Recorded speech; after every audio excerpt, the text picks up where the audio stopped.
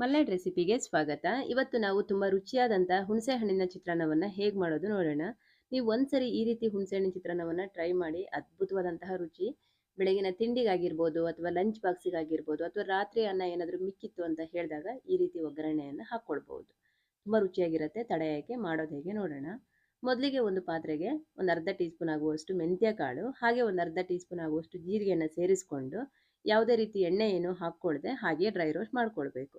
ಮಧ್ಯಮ ಉರಿಯಲ್ಲೇ ಒಂದು 3-4 ನಿಮಿಷ ಈ ರೀತಿ ಫ್ರೈ ಮಾಡಿದಾಗ ಜೀರಿಗೆ ಚಟಪಟ ಶಬ್ದ ಬರುತ್ತೆ, ಹಾಗೆ ಮೆಂತ್ಯ ಕಾಳಿನ ಬಣ್ಣ ಬದಲಾಗುತ್ತೆ ನೋಡಿ ಈ ರೀತಿ.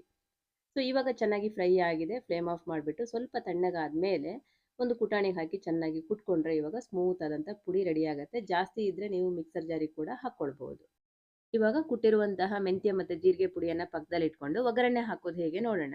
ಒಂದು ಒಗ್ಗರಣೆ ಬಾಣಲೆಗೆ 2 ಟೇಬಲ್ ಸ್ಪೂನ್ ಆಗುವಷ್ಟು ಎಣ್ಣೆ ಸೇರಿಸ್ಕೊಳ್ಳೋಣ. ಎಣ್ಣೆ ಬಿಸಿ ಆಗ್ತಿದ್ದಂಗೆ ಒಂದು 1/4 ಕಪ್ ಆಗುವಷ್ಟು ಕಡಲೆಕಾಯಿ ಬೀಜವನ್ನು ಸೇರಿಸ್ಕೊಂಡು ಒಂದು 3-4 ನಿಮಿಷ ಈ ರೀತಿ ಫ್ರೈ ಮಾಡ್ಕೊಳ್ಬೇಕು.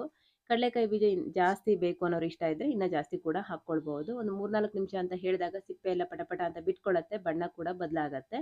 ಇಷ್ಟ ಆದಮೇಲೆ ಇದನ್ನು ತೆಕ್ಕೊಂಡು ಒಂದು ಬೌಲಲ್ಲಿ ಇಟ್ಕೊಳ್ಳೋಣ. ಕೊನೆಗೆ ಇದನ್ನು ಬಳಸ್ಕೊಳ್ಳೋಣ. ಅದೇ ಕಾದಿರುವಂಥ ಎಣ್ಣೆಗೆ ಅರ್ಧ ಟೀ ಸ್ಪೂನ್ ಆಗುವಷ್ಟು ಸಾಸಿವೆ ಹಾಗೆ 1 ಟೀ ಸ್ಪೂನ್ ಆಗುವಷ್ಟು ಕಡಲೆಬೇಳೆ ಹಾಗೆ 1 ಟೀ ಸ್ಪೂನ್ ಆಗುವಷ್ಟು ಉದ್ದಿನಬೇಳೆಯನ್ನು ಸೇರಿಸ್ಕೊಂಡು ಹಾಗೆ ಒಂದು 5-6 ಎಸಲಾಗುವಷ್ಟು ಬೆಳ್ಳುಳ್ಳಿಯನ್ನು ಕೂಡ ಜಜ್ಜಿಬಿಟ್ಟು ಸೇರಿಸ್ಕೊಳ್ಳೋಣ. ಹಾಗೆ ಇದಕ್ಕೆ ಒಂದು ಒಣಮೆಣಸಿನಕಾಯಿ ಕಟ್ ಮಾಡಿರುವಂಥದ್ದನ್ನು ಸೇರಿಸ್ಕೊಂಡು ಚೆನ್ನಾಗಿ ಫ್ರೈ ಮಾಡ್ಕೊಳ್ಬೇಕು. ಕಡಲೆಬೇಳೆ ಉದ್ದಿನಬೇಳೆ ಎಲ್ಲ ಹೊಂಬಣ್ಣ ಬರೋ ತನಕ ಫ್ರೈ ಮಾಡ್ಕೊಳ್ಳಿ. ಮಧ್ಯಮ ಉರಿಯಲ್ಲಿ ಇಟ್ಕೊಂಡೇ ಫ್ರೈ ಮಾಡಿ, ಹೈ ಫ್ಲೇಮಲ್ಲಿ ಇಟ್ಕೊಂಡ್ರೆ ಸೀದೋಗ್ಬಿಡತ್ತೆ. ತದನಂತರ ಇದಕ್ಕೆ ನಿಮಗೆ ಖಾರಕ್ಕೆ ಎಷ್ಟು ಬೇಕೋ ಅಷ್ಟು ಹಸಿಮೆಣಸಿನಕಾಯನ್ನು ಸೇರಿಸ್ಕೊಳ್ಳಿ. ಹಾಗೆ ಒಂದು 5-6 ಎಲೆ ಆಗುವಷ್ಟು ಕರಿಬೇವಿನ ಸೊಪ್ಪು ಹಾಗೆ ಒಂದು ದೊಡ್ಡದಾಗಿರುವಂಥ ಈರುಳ್ಳಿಯನ್ನು ಉದ್ದುದ್ದವಾಗಿ ಹೆಚ್ಚಿಬಿಟ್ಟು ಸೇರಿಸ್ಕೊಂಡಿದ್ದೀನಿ.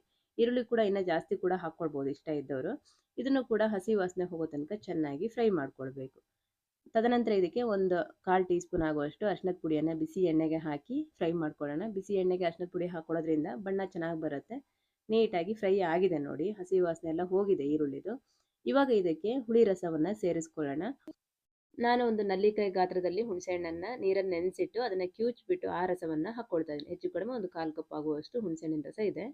ತದನಂತರ ರುಚಿಗೆ ಎಷ್ಟು ಬೇಕೋ ಅಷ್ಟು ಉಪ್ಪನ್ನು ಕೂಡ ಸೇರಿಸ್ಕೊಂಡು ಹಾಗೆ ನಾವು ಮೊದಲೇ ಕುಟ್ಟಿಟ್ಟಿದ್ವಲ್ಲ, ಸೊ ಜೀರಿಗೆ ಮತ್ತು ಮೆಂತ್ಯ ಪುಡಿ ಅದನ್ನು ಕೂಡ ಸೇರಿಸ್ಕೊಂಡು ಇವಾಗ ಫ್ಲೇಮನ್ನು ಮೀಡಿಯಮಲ್ಲಿಟ್ಟು ಚೆನ್ನಾಗಿ ಮಿಕ್ಸ್ ಮಾಡ್ತಾ ಹೋಗಬೇಕು. ಆ ಹುಣಸೆಹಣ್ಣಿನ ರಸದಲ್ಲಿರುವಂಥ ನೀರಿನ ಅಂಶ ಎಲ್ಲ ಹೋಗಿ ಎಣ್ಣೆ ಮಾತ್ರ ಉಳ್ಕೊಳ್ಬೇಕು, ಅಲ್ಲಿ ತನಕ ಫ್ರೈ ಮಾಡ್ಕೊಳ್ಳಿ. ಹೆಚ್ಚು ಕಡಿಮೆ ಒಂದು 3-4 ನಿಮಿಷ ಟೈಮ್ ತೊಗೊಳ್ಬೋದು. ನೋಡಿ ನೀರೆಲ್ಲ ಹೋಗ್ಬಿಟ್ಟು ಎಣ್ಣೆ ಮಾತ್ರ ಉಳ್ಕೊಂಡಿದೆ.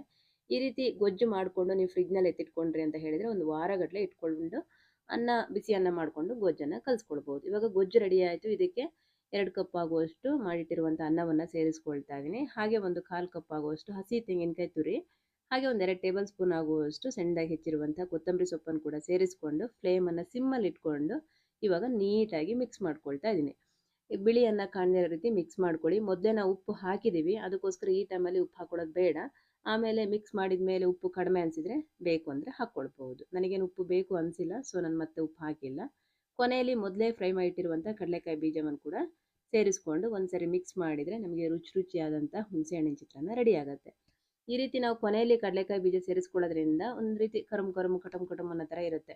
ಅದೇ ನೀವು ಗೊಜ್ಜಲ್ಲಿ ಹಾಕಿ ಮಿಕ್ಸ್ ಮಾಡಿದರೆ ಒಂದು ರೀತಿ ಮೆತ್ತಗಿರುತ್ತೆ, ಅಷ್ಟು ರುಚಿ ಅನಿಸಲ್ಲ. ನನಗೇನು ಅಷ್ಟು ಇಷ್ಟ ಆಗಲ್ಲ, ಅದಕ್ಕೋಸ್ಕರ ನಾನು ಎತ್ತಿಟ್ಕೊಂಡು ಈ ಟೈಮಲ್ಲಿ ಹಾಕ್ಕೊಂಡೆ. ಇವಾಗ ಫ್ಲೇಮ್ ಆಫ್ ಮಾಡಿಬಿಟ್ಟು ಸರ್ವ್ ಮಾಡ್ಕೊಳ್ಳೋಣ. ನಾನು ಕಾಯಿ ಚಟ್ನಿ ಜೊತೆಗೆ ಸರ್ವ್ ಮಾಡಿದೆ. ನೀವು ಹಾಗೆ ಕೂಡ ಸರ್ವ್ ಮಾಡ್ಬೋದು ಅಥವಾ ಮೊಸರು ಇಷ್ಟ ಆಯ್ತು ಅಂದರೆ ಮೊಸರು ಜೊತೆ ಕೂಡ ಸರ್ವ್ ಮಾಡ್ಬೋದು. ಅದ್ಭುತವಾಗಿರುತ್ತೆ, ಒಂದು ರೀತಿ ಟ್ರೆಡಿಷನಲ್ ಟೇಸ್ಟು. ಈ ರೀತಿ ರುಚಿಯಾದಂತಹ ರೆಸಿಪಿ ನಿಮಗೂ ಇಷ್ಟ ಆಯಿತು ಅಂದ್ಕೊಳ್ತೀನಿ. ಇಷ್ಟ ಆದರೆ ಒಂದು ಲೈಕ್ ಮಾಡಿ, ಹಾಗೆ ಚಾನಲ್ಗೆ ಹೊಸಬರಾಗಿದ್ದರೆ ಸಬ್ಸ್ಕ್ರೈಬ್ ಆಗೋದನ್ನು ಮರಿಬೇಡಿ. ಮತ್ತೊಂದು ಒಳ್ಳೆ ರೆಸಿಪಿಯೊಂದಿಗೆ ಬರ್ತೀನಿ. Thank you.